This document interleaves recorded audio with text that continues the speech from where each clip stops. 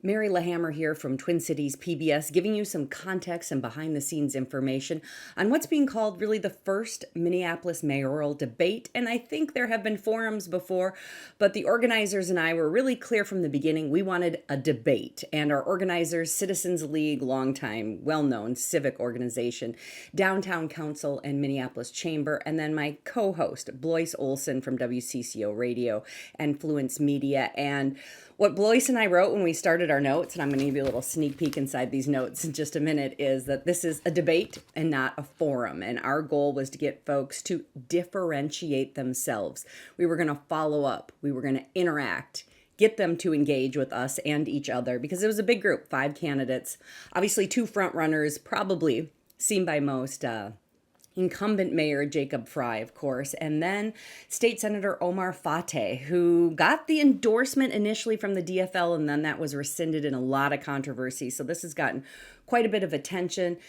And I remember once I had a great news director when I used to work in commercial television say, "So what? Why should I care about a story?" And okay, so what? Why should we care about the Minneapolis mayoral race? Well, Minneapolis is the economic engine of Minnesota. It's the state's largest city. Big picture, it's where George Floyd was murdered and set off an international racial reckoning. So Minneapolis, I think, is really important. It is the biggest race on the ballot this year, right now in 2025.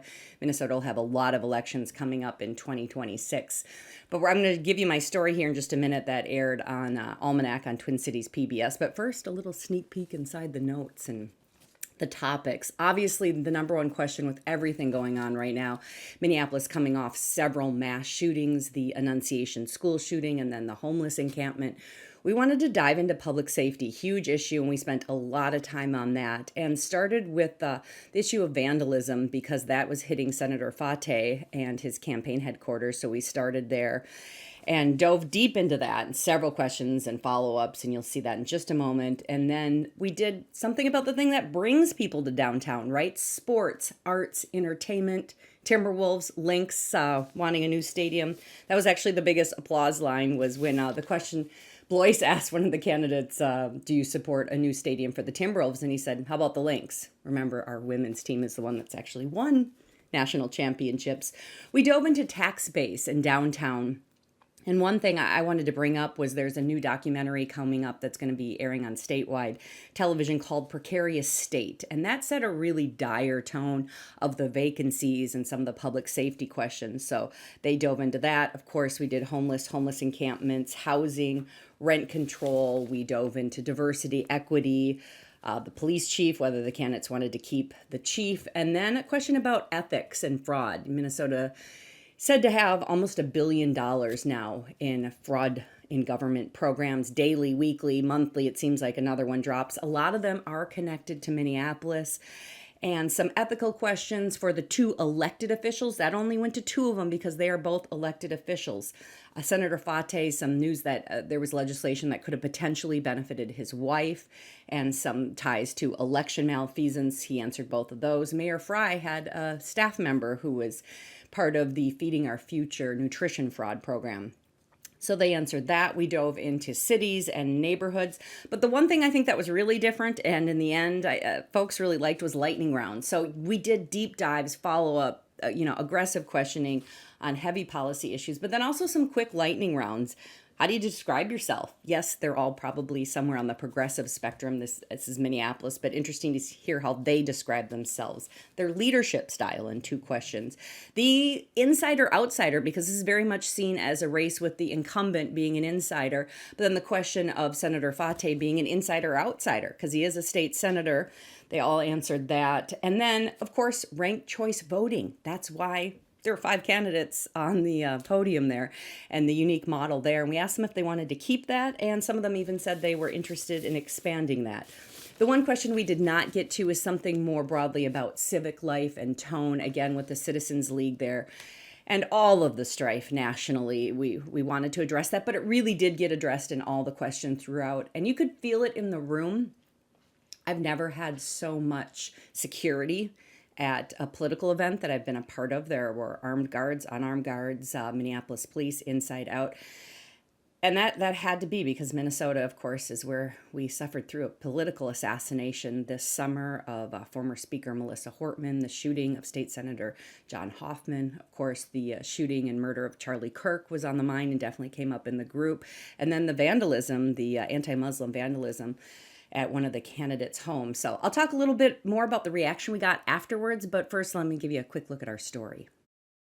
Public safety, it's on a lot of our minds. We've had mass shootings, we've had a lot of violence, vandalism, security. It's really tight here, you may have noticed, coming in and out. Senator, I want you to take it up first because you've had anti-Muslim vandalism at your campaign headquarters. Talk about the response to that and also how you talk about public safety being tied to defunding the police at some point. When you call 911, you get the appropriate response and you actually get a response, period. We don't need an armed officer to respond to every single call. We know that at the city, we had a report that showed that nearly half of 911 calls can be diverted away from police. That means alternatives to police, the BCR teams, the crisis response, the mental health workers.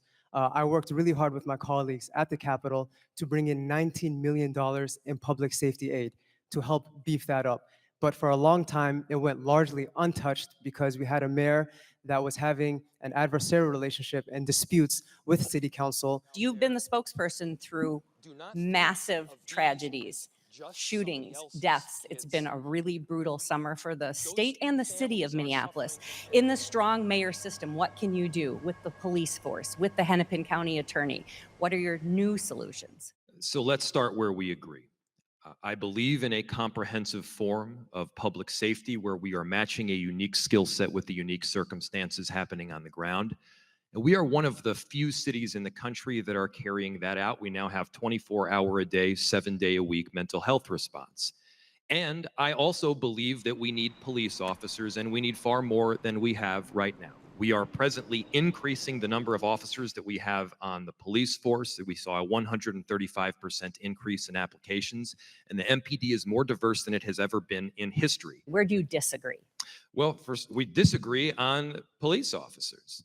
While candidates may have changed their position over time, Senator Omar Fateh very clearly supported defunding and getting rid of police. I, through the most difficult of circumstances, have stood up and said that is not the right method now. That is not the right method, period. I supported question 2 in 2021, which would have created an Office of Public Safety that had a police department under it with alternatives as well. Is that Now, defunding the police? Is that a fair depiction? no, because number one, we have a charter amendment, we have a charter that shows how many officers we need. We have a budget based off of that. We increased the budget year after year since the murder of George Floyd. At Annunciation, it was one of the most horrific things that our city has ever experienced. Right. And how do we stop that from happening again? Well, how do we stop that from happening? We ban assault rifles. We ban high-capacity magazines, and if the state and the federal, state, local, you can't locally. we can't locally, but if the state or the federal government isn't willing to do it, we should have the ability in cities to do it ourselves. We have a mayor that created a toxic situation with city council and with communities by implying that if you're pro police accountability, you're anti-public safety, and that's flat out wrong. Okay, rebuttal, Mr. Mayor. Never once has that ever been said. So let's stop setting up these straw man arguments only to knock them down.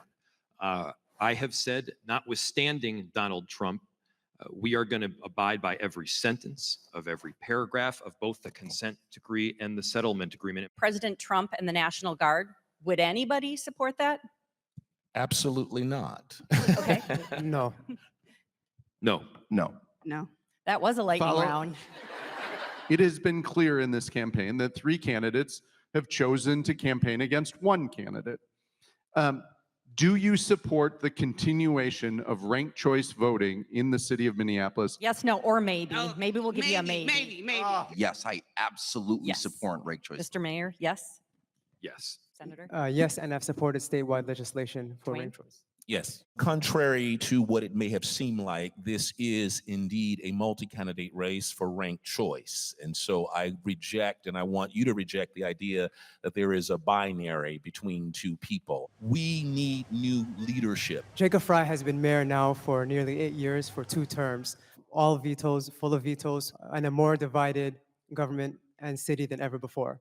He lied about banning no-knock warrants, and a mere lock died. He lied about there only being 27 unhoused neighbors, and we know that was not true. He lied about ending homelessness within 5 years. Now there's more unhoused neighbors than when he first took office. As mayor, you make difficult decisions during some of the most trying of circumstances.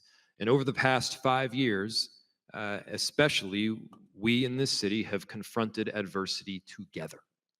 And our city is coming back, and this city right now is faced with a choice between a path that puts slogans and social media posts before solutions, and the other path that values delivering results for our city. And I said, I'm not running against anyone. I'm running for the city. For far too long, when you're opening the newspaper or reading it online, it feels like you're reading about conflicts within city leadership rather than the progress that we could be making within the city. I am so proud to say that I'm going to be a mayor that unifies this city and moves us forward. I'm a community member that takes this job seriously. Unlike three men who think they are selling Girl Scout cookies and knocking doors together. So that was my story that aired on statewide public television on Almanac. And now a little bit of the reaction afterwards, because again, this was not a forum. It was a debate. It was a real debate. And my co-host and I, Blois Olson, we've known each other for a long time, and we were very strategic about how we wanted to get answers, to follow up and have a different approach. And the response was pretty dramatic, actually. Every candidate afterwards said that was the first real debate. Everything else has just been a forum where somebody says their platitudes and there's no follow-up. And they said the others, didn't have that interaction. And we really got to dive in. They said it was deeper, too, because we had those aggressive follow-up questions. A couple of the specific feedbacks, somebody said, love how we set the tone early by calling out Fateh for not responding to the first question. So we did early on. Okay, answer the question, follow up in a respectful way, but aggressive way. I love seeing how you insisted the candidates answered the question they were asked, not the ones they wanted to answer. Watch the debate. Great job. A bit chippy, but a lot at stake. Again, this Minneapolis mayoral race is seen as incredibly important and a pivotal time for the state's largest city. And again, thanks to the organizers, Citizens League, Downtown Council, and the Minneapolis Chamber. It was fun. I think they all said afterwards the debate exceeded their expectations of the tone and tenor and the depth. And just want to thank everybody for showing up, and keep watching Substack.